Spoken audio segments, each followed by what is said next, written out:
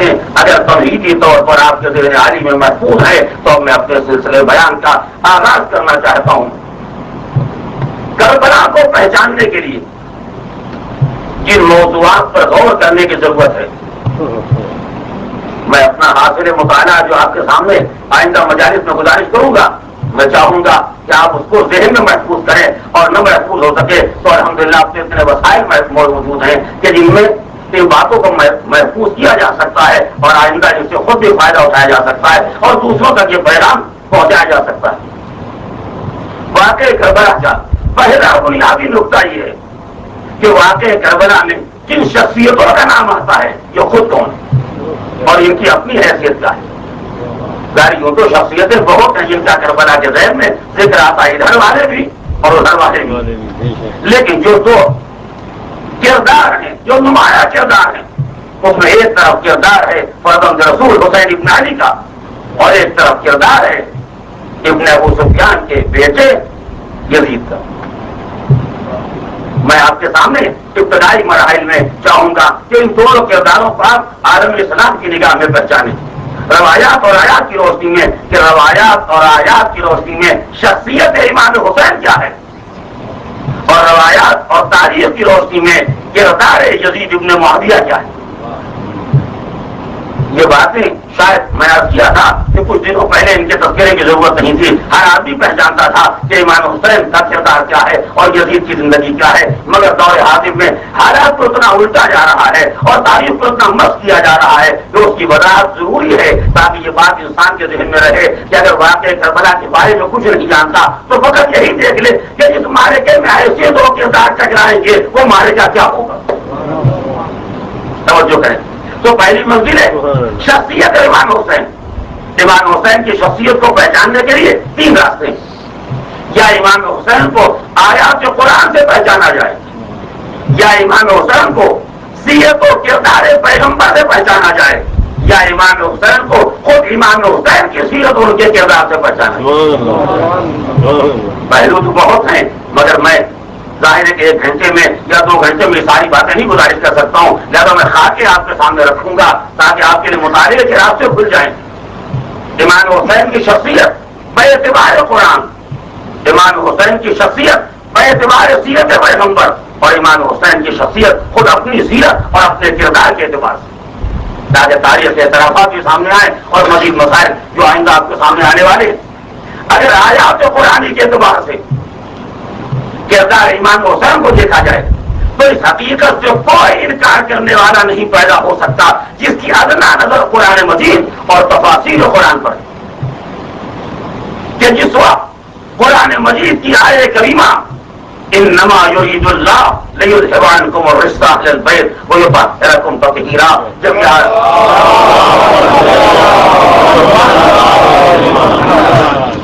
آیت کریمہ نازل ہوئی تو اس آیت کریمہ کے نزول کے وقت جن لوگوں کو پیغمبر نے چادر میں لیا تھا اور جن کو اہل بیت کہہ کر متعارف کرایا اور جن کو پروردگار عالم نے اہل بیت کہہ کے مخاطب بنایا، ان افراد میں ایک شخصیت ہے امام حسین۔ یہ وہ بات ہے تو جس کی روایت کرنے والے مرد عورتوں میں سب ایک سے ایک معتبر افراد ہیں جو عالم اسلام کی بڑی شخصیت ہیں، صحابہ کرام میں بھی اور ازواج مطہرات میں بھی دونوں جگہ۔ خود جناب ام سلمہ راوی ہیں، ام المؤمنین عائشہ راوی ہیں، صحابہ کرام میں کتنے بڑے بڑے اصحاب ہیں جنہوں نے اس بات کو بیان کیا ہے کہ پیغمبر نے زیر قصہ ان افراد کو لیا، علی، فاطمہ، حسن، حسین، اور اس کے بعد نبی نے دعا کی اللہم ہؤلاء اہل بیتی، اے پروردگار یہ میرے اہل بیت ہیں، ان سے ہر برائی کو دور رکھنا، انہیں طیب و طاہر رکھنا۔ پیغمبر کی دعا کے بعد پروردگار عالم نے اس آیت کریمہ کو نازل فرمایا۔ اس کے معنی کیا ہے کہ نگاہ قرآن میں اہل بیت کا مصداق حسین ابن علی، نگاہ قرآن میں طہارت اور عصمت کا مرکز حسین ابن علی۔ تو جس کو پروردگار عالم نے رزق سے دور رکھا ہے، اس لفظ کو یاد رکھیے گا، جس کو پروردگار نے رزق سے دور رکھا ہے اور جس کو اللہ نے طیب و طاہر بنایا ہے، اگر اس کے کردار میں ادنا کمزوری پیدا ہو جائے، اس کی زندگی میں ادنا پیدا ہو جائے، اس کے نفس میں ادنا کے اندر بھی پیدا ہو جائے تو یہ اس کے نفس کا عیب نہیں ہے، یہ اس کے نفس کی کمزوری نہیں ہے، یہ اس پاک کرنے والے کی کمزوری ہے کہ جس کے پاک بنانے کے بعد بھی پاک نہ ہو سکا۔ اسی لیے اللہ نے طہارت اہل بیت کا اعلان ان کی طہارت کے نام سے نہیں کیا، اپنے ارادے کے نام سے کیا۔ جتنا میرے ارادے میں زور ہوگا اتنا ہی آل محمد کی طہارت میں زور ہوگا۔ ایک طرح محمد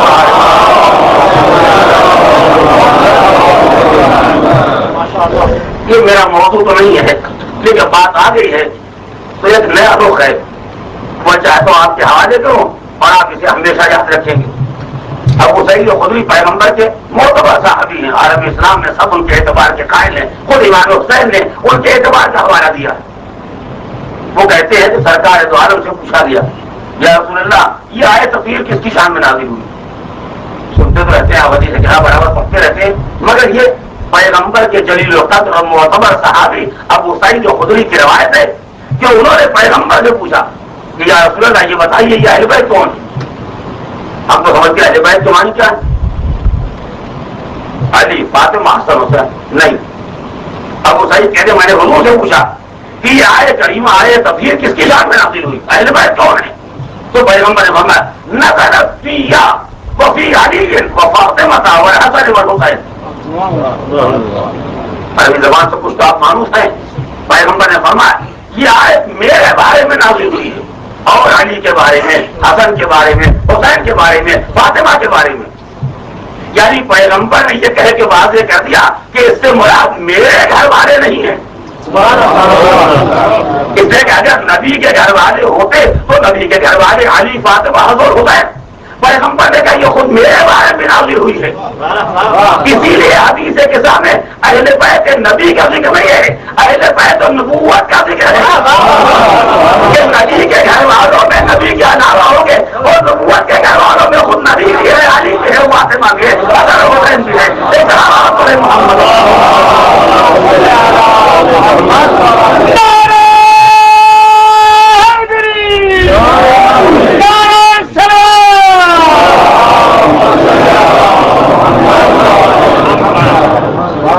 میں جو رخ میں عرض کرنا چاہتا ہوں دوبارہ پروردگار عالم کے تائید ہے، تو بات میرے ذہن میں آئی ہے اور انشاءاللہ یہ بات اگر آپ کے ذہن نشین ہو گئی اس روایت کی روشنی میں تو کبھی زندگی میں یہ شبہ پیدا ہی نہیں ہو سکتا، اور کوئی شبہ پیدا کرنے والا ایسے شبہ پیدا نہیں کر سکتا۔ تو حضور نے کیا فرمایا؟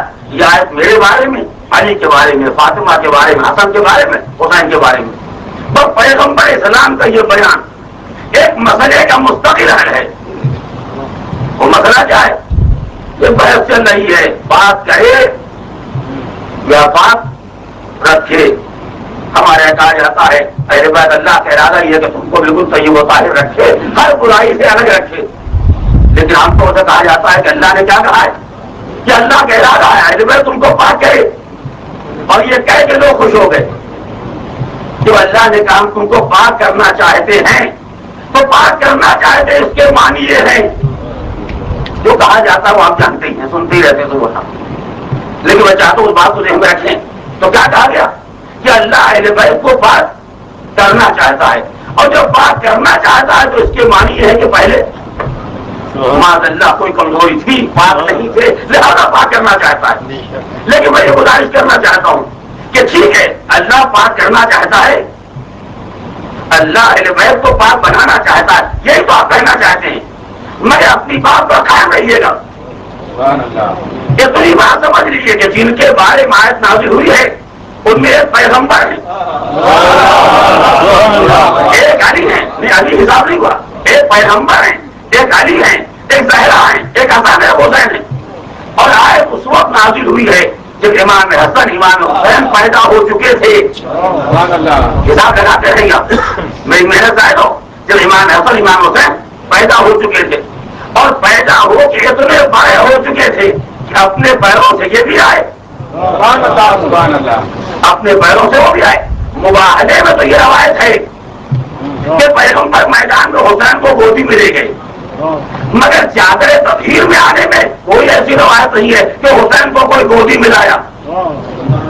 یعنی اس کے معنی کہ امام حسین اپنے پیروں سے آئے، امام حسن اپنے پیروں سے آئے تو اتنی عمر تو حال ہے کہ اپنے پیروں سے چلنے کے قابل ہیں اور چل کے آئے اور چادر میں داخل ہو گئے. توجہ کریں، امام حسن پیدا ہوئے سن 3 ہجری میں. حساب سے بولیے گا، امام حسن پیدا ہوئے سن 3 ہجری میں، امام حسین پیدا ہوئے سن 4 ہجری میں. حضور دنیا سے گئے سن 11 کے آغاز میں. سن 11 ہجری ماہ سفر میں 11 الاول میں پہلی جو ہوئی صحیح پیغمبر اسلام دنیا سے رخصت ہو گئے، یعنی سن 11 ہجری کے آغاز میں. تو جتنے واقعات، جتنی آیتیں، جتنا قرآن نازل ہوا وہ سب سن 10 کے آخر یا 11 کے آغاز تک. اس کے بعد تو کوئی آیت نہیں آئی، سب تو پیغمبر کے زمانے میں قرآن نازل ہوا. تو پیغمبر جو دنیا سے جا رہے تھے تو امام حسن کی عمر کیا تھی؟ 7 سال. امام حسین کی عمر کیا تھی؟ 6 سال. اور جو ہے یہ تو شہزادوں کی عمر ہے. 6 سال تقریباً امام حسن اور 7 سال امام حسین اور 18 سال معصومہ. اس لیے کہ معصومہ کا انتقال پیغمبر کے فوراً بعد ہو گیا، 75 دن کے بعد یا 3 مہینے کے بعد 18 سال کی عمر میں. تو 17 اور 18 کے درمیان معصوم عالم. توجہ کریں، خود پیغمبر کی عمر کیا ہے؟ 63 سال. اس لیے کہ اب تو پیغمبر جا رہے ہیں 63 سال کو ہو گئے دنیا سے. تو نبی کی عمر ہے 63 سال. علی کی عمر 30 سال کم کر دیجیے. اور تو جب بھی آیت نازل ہوئی ہے فرض کیے پیغمبر کے دنیا سے جانے سے 2-3 سال پہلے، تو اگر 2-3 سال پہلے یہ آیت نازل ہوئی ہے تو اس کے معنی کیا ہے کہ نبی کی عمر تھی 60 سال. توجہ ہے، نبی کی عمر تھی 60 سال، علی کی عمر تھی 30 سال، زہرا کی عمر تھی 15 سال، حسن کی عمر تھی مثلا 4 سال، حسین کی عمر تھی 3 سال. اگر 2-3 سال پہلے یہ آیت نازل ہوئی ہے، میں پھر دوہراؤں رہا ہوں تاکہ یہ بات آپ کے ذہن نشین ہو جائے. اگر پیغمبر اسلام کے انتقال سے 2-3 سال پہلے بھی آیت نازل ہوئی ہے تو اس کا مطلب کیا ہوا کہ سرکار تو عالم تھے 60 سال کے، مولا کائنات تھے 30 سال کے، صدیق تھی مثلا 15 سال کی، امام حسن سے 4 برس کے، امام حسین سے 3 سال کے. جب یہ آیت نازل ہوئی اور ان سب کو سامنے رکھ کے خدا کہتا ہے اے اہل بیت ہم تم کو پاک کرنا چاہتے ہیں. تو اگر خدا پاک کرنا چاہتا ہے اور آپ یہ کہنا چاہتے ہیں کہ پاک اسی کو کیا جاتا ہے، لیکن جہاں میں آپ کو لے جا رہا ہوں وہاں آئے گا. خدا یہ کہنا چاہتا ہے کہ ہم پاک کر رہے ہیں اور آپ یہ کہنا چاہتے ہیں کہ خدا پاک کرے گا، تو اس کے معنی یہ کہ پہلے پاک نہیں تھے. تو جو یہ کون کتنی زندگی میں پاک نہیں تھا، یعنی نبی 60 سال کے ہو گئے تب خدا کو پاک بنانے کا خیال آیا. علی 30 سال کے ہو گئے تب یہ بات پیدا ہوئی. زہرا 15 سال کی ہو گئی تب یہ بات پیدا ہوئی. اس اعتبار سے بھی جو شرف حسین کو حاصل ہوا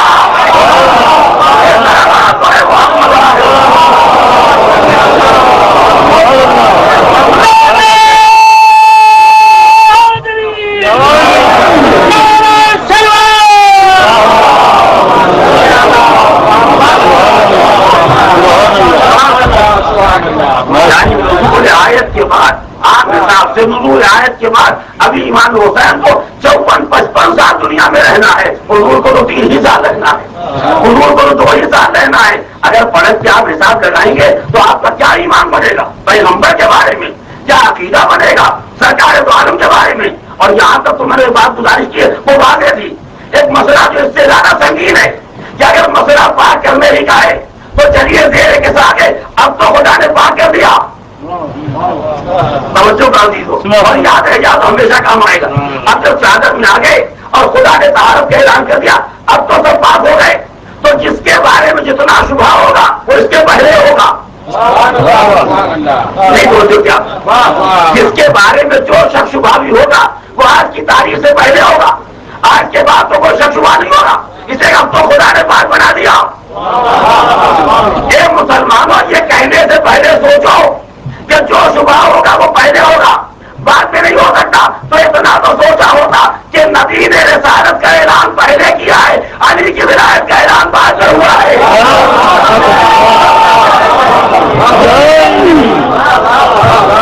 سبحان اللہ.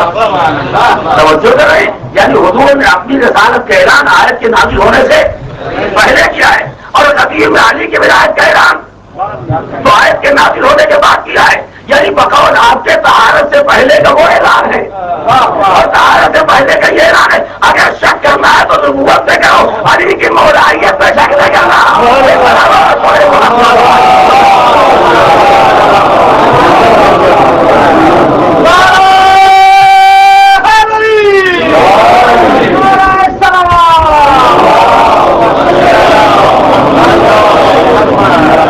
اور شاید یہ بات یہ میں نے گزارش کی ہے کہ کچھ تاریخ کے مطابق ہی ہو گئی. میں تو خالی آج کہہ رہا ہوں کہ اگر شک ہو سکتا ہے تو ادھر ہو سکتا ہے، ادھر نہیں ہو سکتا. لیکن اتفاق سے یہ بات تاریخ کے مطابق ہو گئی کہ شک ہوا بھی تو ادھر ہی ہوا. ادھر تو واضح طور پر کہہ دیا کہ آپ ہمارے موضوع ہو گئے. اس لیے کہ یہ طہارت کے اعلان کے بعد کا اعلان ہے. اب اس میں کسی شک اور شبہ کی گنجائش نہیں ہے اور سارا واقعہ گڑبڑا بہرحال اس آیت کے نزول کے بعد ہے. زیادہ حسین کے کردار میں شک نہیں ہو سکتا، حسن کے کردار میں شک نہیں ہو سکتا. یہ تو سب آئے تطہیر کے بعد کی منزلیں ہیں. اگر حسن سلو کرے تو اعتراض نہ کرنا، خدائی نے پاک بنا چکا ہے. اگر حسین جنگ کرے تو اعتراض نہ کرنا، خدائی نے پاک بنا چکا ہے. اور اگر آپ کی سمجھ میں سلو جنگ نہ آئے تو کچھ کہنے کا حق نہیں ہے کہ وہ خدا سے کہو جب دو مختلف کردار ہیں تو دونوں کو کیوں پاک بنا دیا تھا. کوئی محمد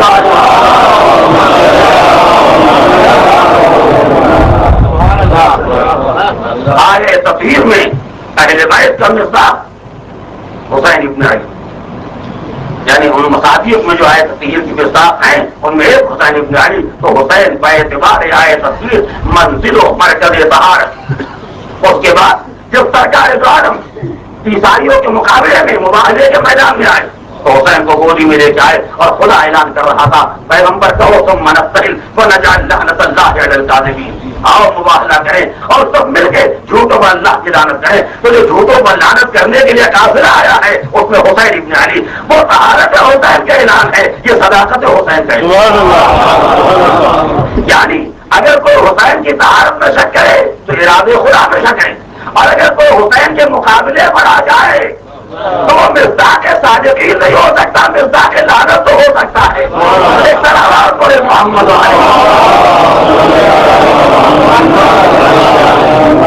قرآن مجید نے اعلان کیا. جب لوگ آئے سرکار دو عالم آپ نے بہت زحمتیں برداشت کی، ہم چاہتے ہیں آپ کی زحمتوں کا جو معاوضہ ہوتا ہے وہ ہم حاصل کر دیں. پروردگار عالم نے اعلان کیا قل لا اسألکم علیہ اجرا الا المودۃ فی القربى. پیغمبر آپ کہیے ہم کوئی اجر نہیں چاہتے، فقط یہ چاہتے ہیں کہ ہمارے اقربا سے محبت کی جائے، مودت رکھی جائے. یہ اقربا جن کی مودت کو اجر رسالت قرار دیا گیا ہے ان میں ایک حسین ابن علی. یہ تو وہ جگہ ہیں کہ جہاں آیتیں نازل ہو رہی ہیں. جب بیمار ہونے کے بعد روزوں کی نظر کی گئی، وفا کا وقت آیا، روزے رکھے گئے، یتیم و مسکین و اسیر کو کھانا کھلا دیا گیا اور پروردگار عالم نے سورہ حلقہ نازل کیا. تو سورہ حلقہ میں جہاں علی ہے، زہرا ہے، وہی حسن بھی ہے، حسین بھی. یعنی حسین آیات قرآنی میں مرکز تطہیر، حسین آیات قرآنی میں منزل صادقین میں، حسین آیات قرآنی میں منزل اجر رسالت میں، حسین آیات قرآنی میں منزل سورہ حلقہ. یہ حسین کی حیثیت آیا. اب آئیے حسین پیغمبر کے اقوال و ارشادات میں، سرکار دو عالم کے فرمان میں، حضور کی سنت و سیرت میں حسین ابن علی کا مرتبہ وہ بھی حساب لگانا ہوگا. پیغمبر اسلام نے حسین کی منزل کا اعلان چند طریقوں سے کیا. کبھی حسین کی عظمت کا اعلان اہل بیت کے ذہن میں کیا. توجہ کریں گے، میں وقت سرخیاں آپ کو سنا رہا ہوں. کبھی عظمت حسین کا اعلان اہل بیت کے ذہن میں کیا. یعنی جب اہل بیت کے فضائل بیان کیے تو اہل بیت میں حسین ابن علی بھی ہیں. پیغمبر نے کہا انی تارک فیکم الثقلین، کتاب اللہ بڑی ترتیب اہل بیت کی، میں تم میں ثقلین جوڑے جا رہا ہوں، کتاب خدا اور اطراف جو میرے اہل بیت بھی ہیں، انہی اہل بیت سے حسین ابن علی بھی. پیغمبر نے اعلان کیا اہل بیتی امان لأہل الارض کما ان النجوم امان لأہل السماء. جیسے اللہ نے ستاروں کو آسمان والوں کے لیے امان بنایا ہے، ویسے اہل بیت کو زمین والوں کے لیے امان بنایا ہے، اور اہل بیت سے حسین ابن علی. پیغمبر نے اعلان کیا مثل اہل بیتی کمثل سفینۃ نوح، میرے اہل بیت کی مثال کشتی نوح کی ہے، جو کشتی پر سوار ہو گیا نجات پا گیا، جو ہلاک ہو گیا وہ ڈوب گیا، ہلاک ہو گیا۔ اہل بیت میں حسین ابن علی، لہذا جن کو نبی چھوڑ کے گئے، جن سے تمسک واجب ہے ان میں حسین، جن کو پیغمبر نے مثل سفینہ نوح قرار دیا ان میں حسین ابن علی، جن کے لیے پیغمبر نے امان ہونے کا اعلان کیا ان میں حسین ابن علی ہے۔ باعتبار اہل بیت یہ ایک انداز۔ دوسرا انداز جہاں پیغمبر نے حسین کے کمالات کا اعلان کیا، دونوں شہزادوں کو ملا امام حسین کا اعلان کیا، مگر امام حسن کے ساتھ الحسن والحسین سیدہ شباب اہل جنہ، حسن حسین دونوں جوانان جنت کے سردار ہیں۔ یہ فضیلت حسین بھی ہے اور فضیلت حسن بھی ہے۔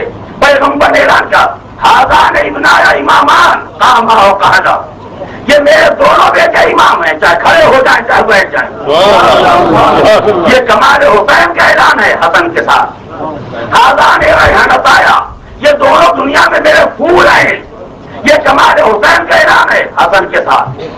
اور ایک روایت جو جناب ابو بکر نے بیان کی ہے کہ پیغمبر نے فرمایا من احبنی واحب حسین واباہما وامہما کانا معی فی درجتی فی الجنہ۔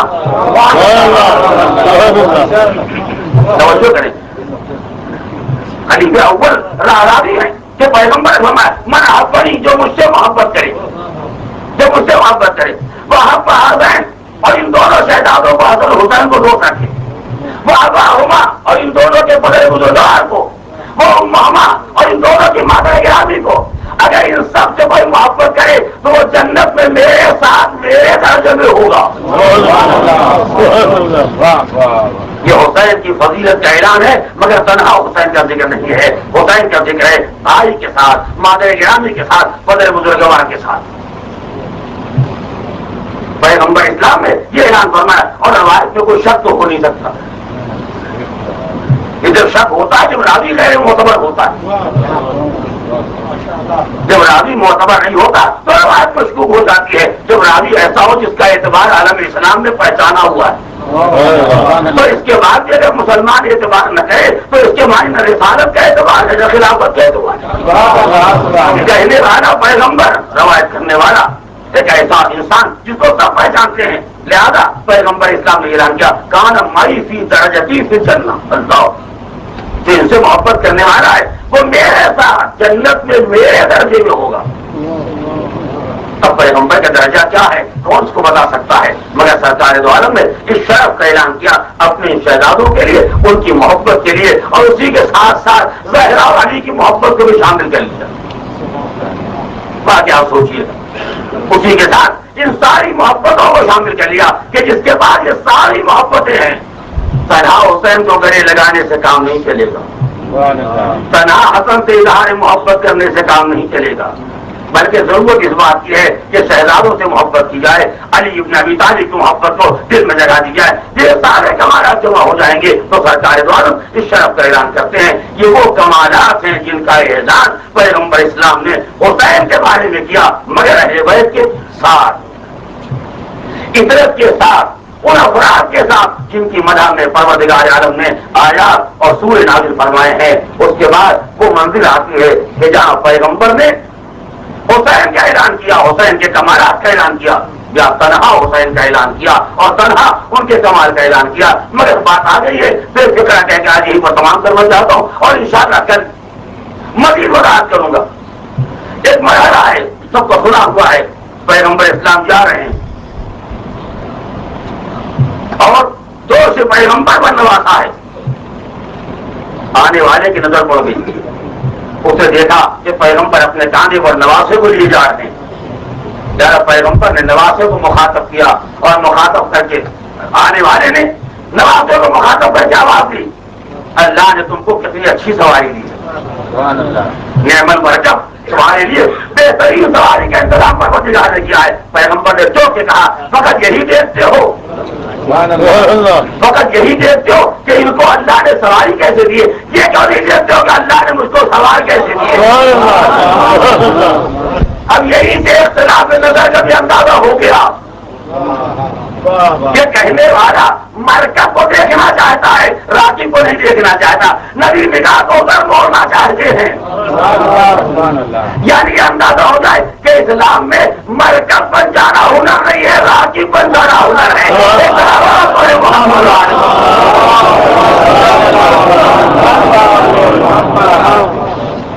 یہ وہ کمال ہے جو پیغمبر اسلام نے اپنی زبان سے بیان بھی فرمایا اور اپنے اعمال سے اس کا اظہار بھی کیا.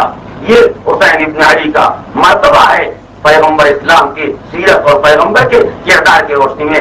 آخر کلام میں ایک بات گزارش کرنا چاہتا ہوں. حسین کی اپنی سیرت اور اپنا کردار یہ داستان بہت طویل ہے، اس کے لیے بڑا وقت درکار ہے، لیکن میں اس واقعے کی روشنی میں جس کو علماء اسلام نے اور علماء اہل سنت نے اپنی کتابوں میں نقل کیا ہے. ہمارے ہاں یہ واقعہ پطرس کے نام سے مشہور ہے اور عام روایات میں یا سلسائل کے نام سے اور یا دردائل کے نام سے. یعنی کوئی ایک فرشتہ تھا، کوئی ایک فرشتہ تھا جس پر کسی بنا پر صحیح پروردگار عالم کا عتاب نازل ہوا اور اللہ نے اس کو جزیرے میں ڈال دیا.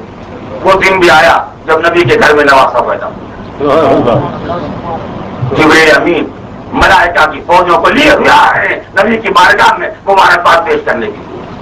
جزیرے سے گزر ہوا اس فرشتے کو یہ تھا جو منزل عتاب میں ہے. اس سے گھبرا کے پوچھا جبریل کہاں جا رہے ہیں؟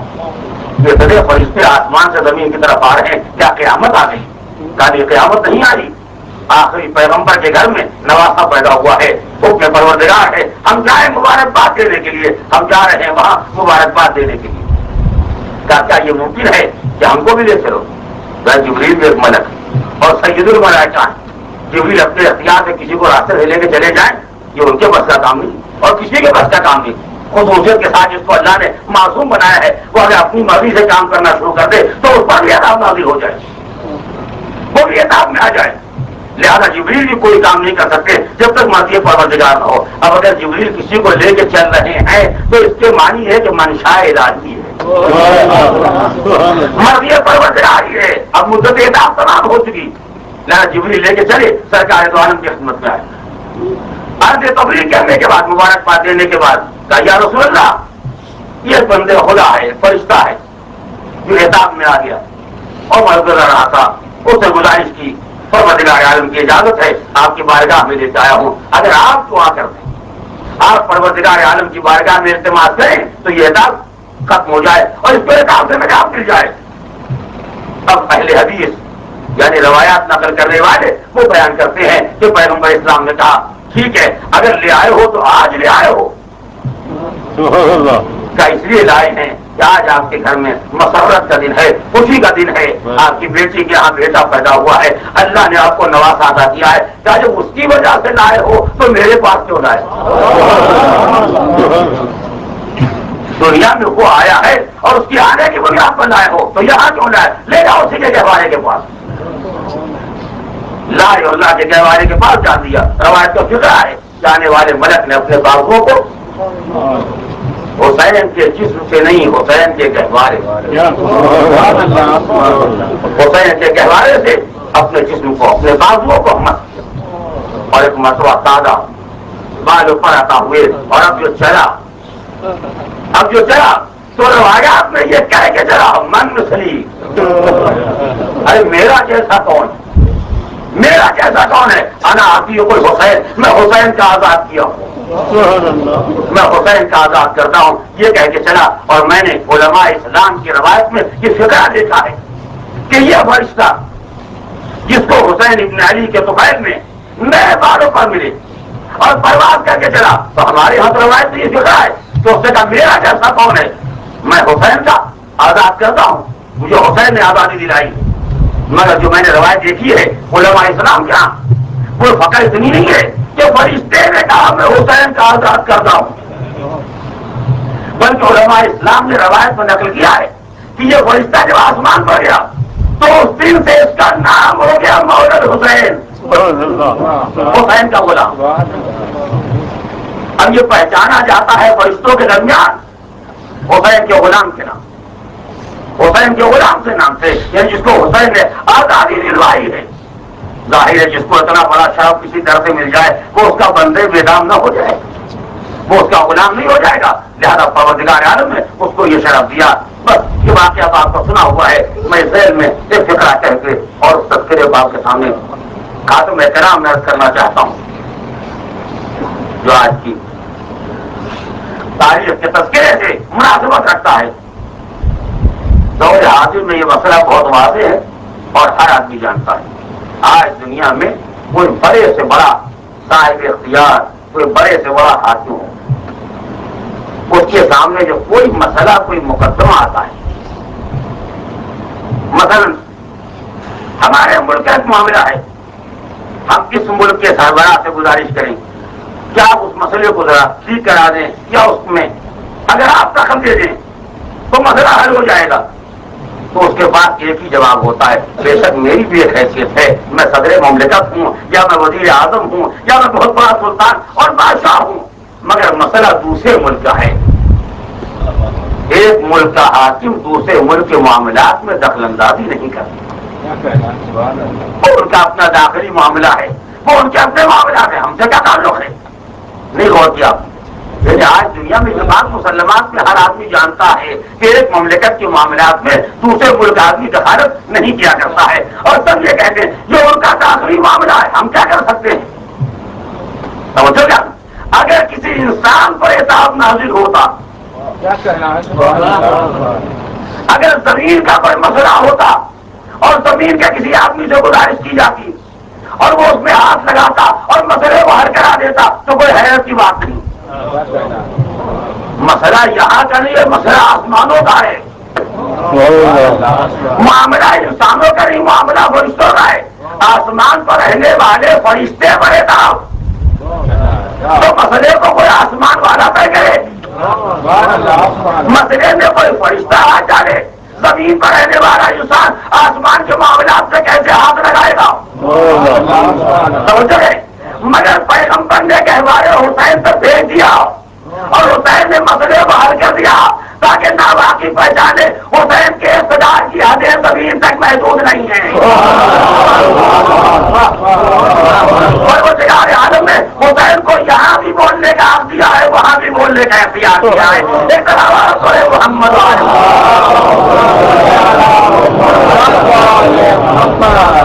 یہ جملہ ہے. اور دوسرا جملہ جو اس سے زیادہ قیمتی ہے اور اسے یاد رکھنے کی ضرورت ہے، ہم نے اور فرشتوں میں فرق ہے. ہم گنہگار ہیں، ہم گناہ کرتے ہیں، صغیرہ کبیرہ چھوٹے بڑے ہر طرح کے گناہ. فرشتہ گناہ نہیں کر سکتا، معصوم ہے. اب یہ کیا کر کے اولا ہوتا ہے، کیسے عذاب ہوتا ہے، لیکن باہر گناہ نہیں ہے، نہ صغیرہ نہ کبیرہ. سمجھو نا آپ نے؟ تو فرشتوں کے ہاں گناہ نہیں ہے، ہمارے ہاں گناہ ہے. اور ان دونوں کو جو پہچانیے گا، جب گناہ ہوتا ہے تو عذاب آتا ہے. توجہ کریں، جب گناہ ہوتا ہے تو عذاب آتا ہے، اور جب گناہ نہیں ہوتا تو عذاب نہیں آ سکتا، عتاب آ سکتا ہے. تو ہم پر جو آئے گا آج نہیں قیامت میں وہ عذاب ہوگا. فرشتوں پر جو بھی ہو سکتا ہے، عتاب ہو سکتا ہے، عذاب نہیں ہو سکتا. اس سے جو گناہ نہیں کرتے، توجہ کریں گے آپ. تو ہمارے لیے گناہگاروں کے لیے ہے عذاب، اور جو گناہگار نہیں ہوتے ہیں ان کے لیے اگر ہوگا تو عذاب. توجہ ہے، عذاب ہوگا آخرت میں جہنم میں جانے کے بعد. اب وہاں کوئی کسی کے کام آئے گا نہیں آئے گا کہ یہاں کون طے کرے. نہیں وہ کیا میں نے کیا کہا، وہاں محشر میں کون کس کے کام آئے گا یہاں کون طے کرے گا. کس کو معلوم ہوگا کیا ہونے والا ہے. کسی نے تو پیسے پڑی ہوئی ہے کہ کوئی کسی کے کام آئے گا یا نہیں. توجہ ہے. تو عذاب کا تو ہر مسئلہ قیامت میں ہے، وہاں کا ہر کسی کو معلوم نہیں. مگر عذاب کے معاملات تو دنیا میں ہوتے ہیں. عجب نہیں مسئلہ جو قدرت کے رہی ہو کہ جہاں عذاب ہو سکتا ہے وہ تو دنیا میں ہوگا، آخرت میں نہیں ہوگا. وہاں دیکھ لو عذاب میں کوئی دخل دے سکتا ہے یا نہیں. عذاب کے مسائل میں کوئی سفارش کر سکتا ہے یا نہیں. اگر عذاب میں یہاں سے بارش کا تجربہ ہو جائے تو سمجھو جو عذاب میں یہاں سے بارش کرے گا وہی عذاب میں وہاں بھی شفاعت کر سکتا ہے.